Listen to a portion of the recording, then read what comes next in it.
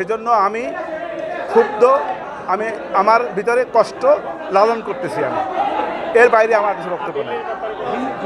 Appeal করার সুযোগ নাই। আমি তো কষ্ট পাচ্ছি। মাননীয় ট্রাইব্যুনাল যে রায় দিয়েছে সে রায়টাকে মেনে নিয়ে আমার বক্তব্য হলো এই যে এই রায়টা ভিন্নভাবে হইলেও হইতে পারতো, হয়নি, যেটা আমার বিপক্ষে গিয়েছে।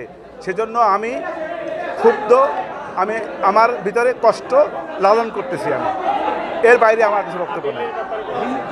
আপিল করার সুযোগ নাই। আমি তো কষ্ট পাচ্ছি।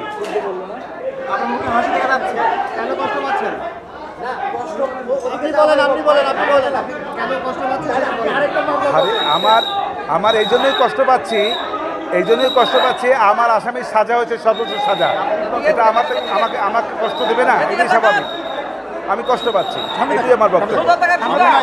আর আমার পক্ষে এই মামলায় কোনো অ্যাপিল করার সুযোগ নাই যতক্ষণ পর্যন্ত না আমার ক্লায়েন্টরা এসে মাননীয় ট্রাইব্যুনালে সারেন্ডার করবেন অথবা তারা কোনোভাবে গ্রেপ্তার হবেন। এর আগ পর্যন্ত কোনো অ্যাপিলেট ডিভিশনে যাওয়ার আর কোনো সুযোগ নাই।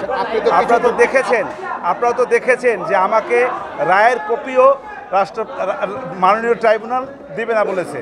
অতএব এই যে দিবে না সেটা আইনানুগ। কার বিরুদ্ধে যাবে আমি এটি বুঝলাম না। যেতে পারে শুধু ইয়ের বিরুদ্ধে, চৌধুরী আব্দুল মান্নান। তারা কি যেতে পারে? যারা তাদের পক্ষে মামলা করেছে তারা যেতে পারবে, তারা তাদেরকে বলতে পারবে যাওয়ার জন্য, সেটা তো অধিকার তো তাদের আছে। আমার যুক্তিতর্ক নেয়নি তা তো বলবো না। আমার যুক্তিতর্ক তো ওনারা নিয়েছেন, অনেক কিছু তো নিয়েছেন। নেওয়ার ফলে মাননীয় ট্রাইব্যুনালের কাছে মনে হয়েছে আমার যুক্তির চাইতে ওনাদের যুক্তি আরও বেশি স্ট্রং, সেটা মনে করে তারা সেইভাবে রায় দিয়েছেন। অথবা আমারটা নেয়নি এটা আমি বলবো না কেন। আমি তো বলেছি এই রায়ে আমি কষ্ট পাচ্ছি। ধন্যবাদ।